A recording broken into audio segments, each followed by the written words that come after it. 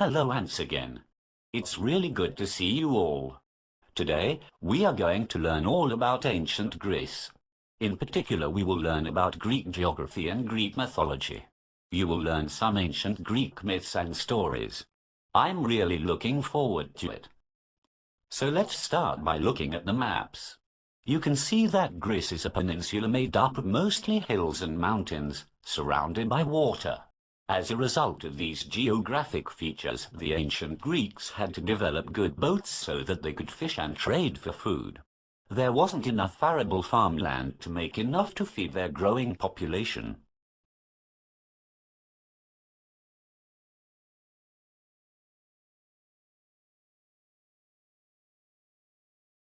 Greece was located on the Balkan Peninsula.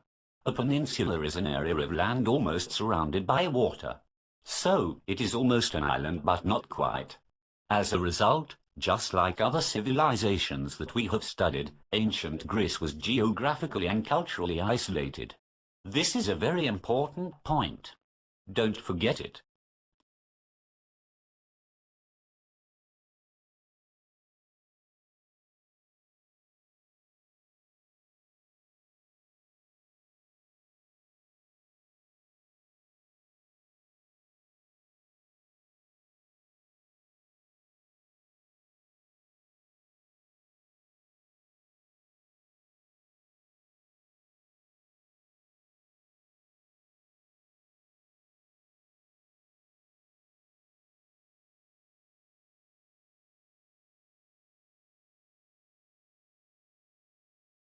As a result of having all of these hills and mountains, farmland was very limited. On the hills they were able to grow olives and grapes, but not much in the way of arable crops, so they needed to develop trade with other areas. Also, because of the isolation caused by Greek geography, different city-states with different cultures developed.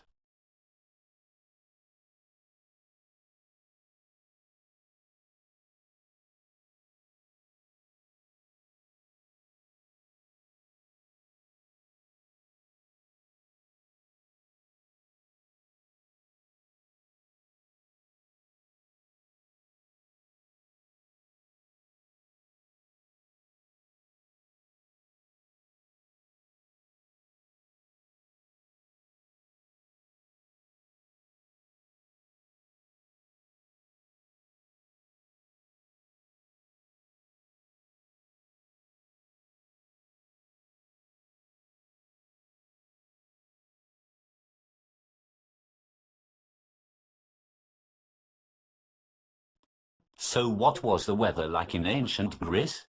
Well, generally, it was hot. The humidity could be quite severe. This limited the sort of food that could be grown. Instead of growing arable crops like wheat and barley, they produced olives and grapes that relied on the warm weather.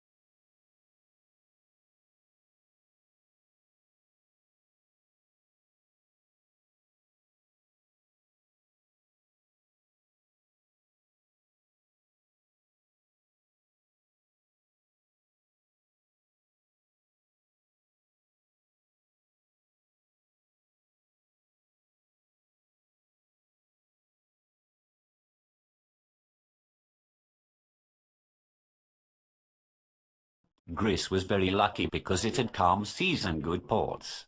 Ancient Greek city-states were able to trade for food and fish for food. They set up colonies all around the Mediterranean Sea. Like the Phoenicians, they used coins instead of barter, and their phonetic alphabet spread around the area.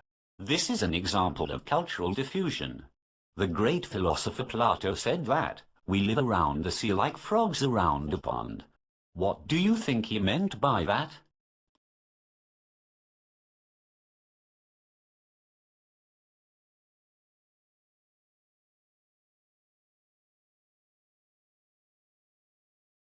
So now that you have seen where and how the ancient Greeks lived, it is time to look at ancient Greek religion and mythology. This is one of my favorite parts. I'm so excited.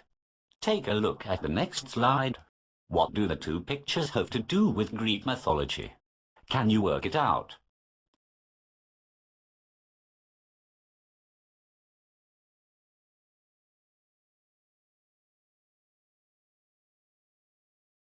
So what did you think? Yes, both stories are modern-day movies, but they are based in part on ancient Greek myths. Obviously, Hercules was a Greek myth that was adapted and animated by Disney Studios, and Star Wars has loads of references from ancient Greek hero myths. Cool, who? So what is a myth? The word myth comes from the Greek word mythos and has many meanings. One meaning is in mythology. Myths explain natural phenomena like seasons, an echo, how the sun moves, how man first gets fire. They explain the unexplainable. Another reason for myths is that they perform a religious role. For example, there are myths that explain why the Greeks sacrificed the bones of animals to the gods, and not the meat.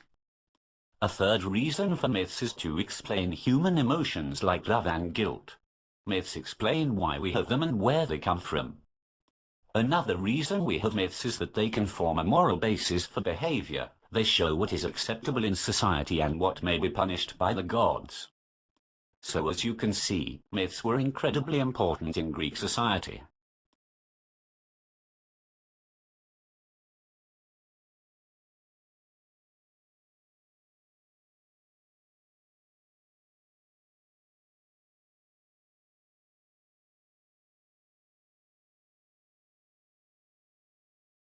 Myths were not written down at first.